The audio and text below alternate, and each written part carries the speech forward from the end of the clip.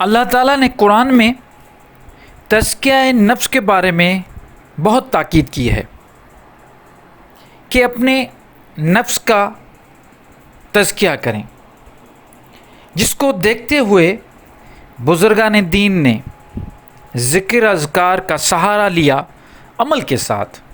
صرف ذکر اذکار نہیں بلکہ نیک اور صالح عمل کر کے انہوں نے اپنے نفس کا تزکیہ کیا، اور یہی راستہ اپنے جو بھی مختلف مشائخ یا سلاسل کے جو مرید ہیں، 4 سلاسل ہیں صوفیزم میں، چشتیہ، قادریہ، نقش بندی، سروردری، یہ 4 جو سلاسل ہیں ان کے اپنے اپنے طریقے ہیں۔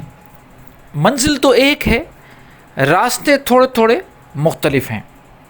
اب ہم بات کریں گے لطائف کے بارے میں کہ لطائف جو ہے وہ جو روحانی آرگنز ہیں جن کو سب مانتے ہیں، لیکن تھوڑا فرق کیا ہوا ہے۔ کسی نے کہا کہ 7 ہیں، تو کسی نے کہا 6، تو کسی نے 11 بھی بتائیں۔ تو ان میں سے ایک لطیفہ ہے لطیفہ سر۔ لطیفہ سر کو سمجھنے کے لیے یا اس کو بیدار کرنے کے لیے، ذاکر کرنے کے لیے، شیخ اپنے مرید کو ذکر اذکار بتاتا ہے، طریقہ اور سبق دیتا ہے۔ لیکن سبق دینے کا بھی ایک خاص طریقہ ہے، وہ یہ کہ شیخ کہتا ہے اپنے مرید کو کہ سب سے پہلے جو پہلا لطیفہ ہے لطیفہ نفس، کوئی مشائخ والے لطیفہ نفس کو پہلا لطیفہ سمجھتے ہیں، تو کوئی لطیفہ قلب کو کہتے ہیں کہ قلب وہ راستہ ہے جس سے، یہ پہلا راستہ ہے جس سے ساری لطیفے کا راستے کھلتے ہیں، وہ پہلا دروازہ ہے۔ تو سبق دیتے ہیں کہ بھائی یہ سبق لو، یہ ذکر اذکار ہے، اس کو کرو، اس سے تمہارا اس کی پریکٹس کرو، اس کی مشق کرو۔ جب یہ ذاکر ہو جائے اس کے بعد پھر دوسرا سبق۔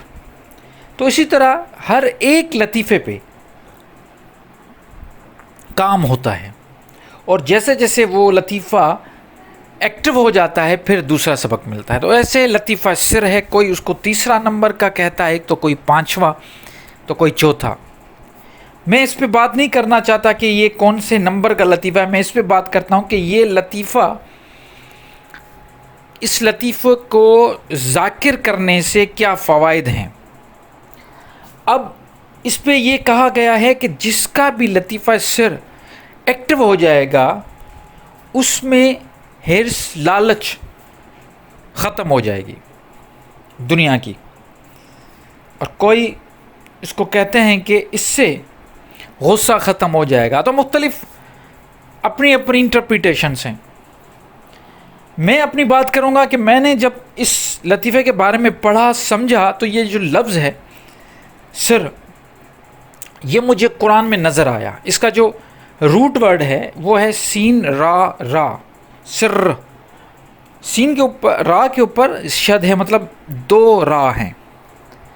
تو اس کا جب میں نے مطلب دیکھا تو اس کا جو جب قرآن میں کسی بھی ووکیبلری کا آپ اگر میننگ صحیح معنی میں چاہتے ہیں کہ آپ کو مل جائے، تو اس کا بہترین طریقہ یہ ہے کہ وہاں پہ ڈھونڈیں کہ اس کا جو متضاد آیا ہے وہ اگر آپ کو مل جاتا ہے تو بالکل ایکوریٹ میننگ آپ کو مل جائے گی۔ فار ایگزامپل ایک لفظ ہے نور۔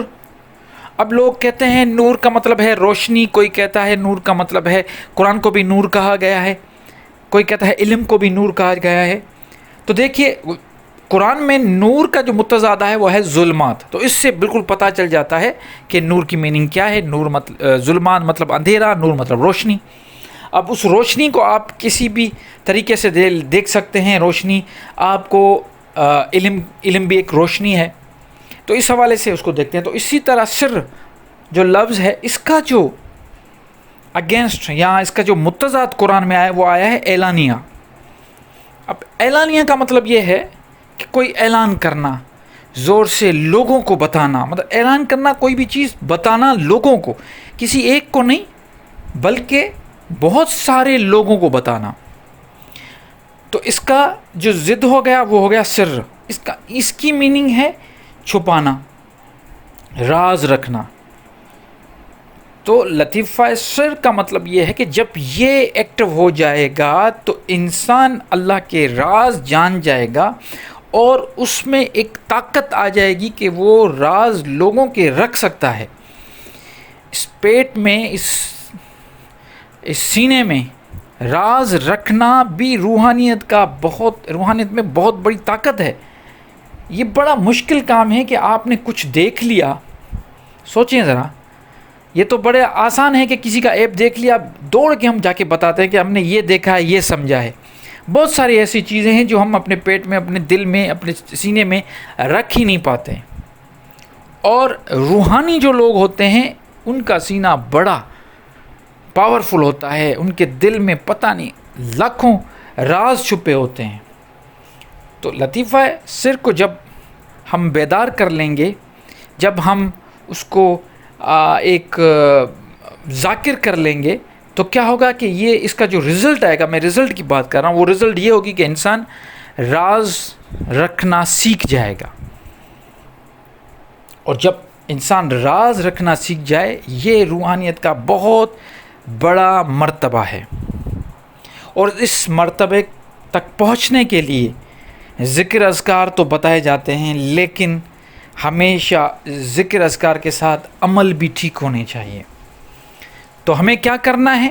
اس لطیفے کو اجاگر کرنے کے لیے، اس لطیفے کو ایکٹیو کرنے کے لیے، اس لطیفے کو ذاکر کرنے کے لیے ہمیں ذکر اذکار تو کرنا ہے، مراقبہ بھی کرنا ہے، لیکن مراقبہ ذکر اذکار کے ساتھ ہمیں عمل بھی کرنا ہے. اب عمل کون سا کرنا ہے؟ یہ اصل چیز ہے جس پہ میں بات کرنا چاہتا ہوں. عمل یہ کرنا ہے کہ آج سے، بلکہ ابھی سے، جو آپ سن رہے ہو مجھے، ابھی سے یہ عہد کر لو کہ آپ راز رکھنا شروع کریں گے.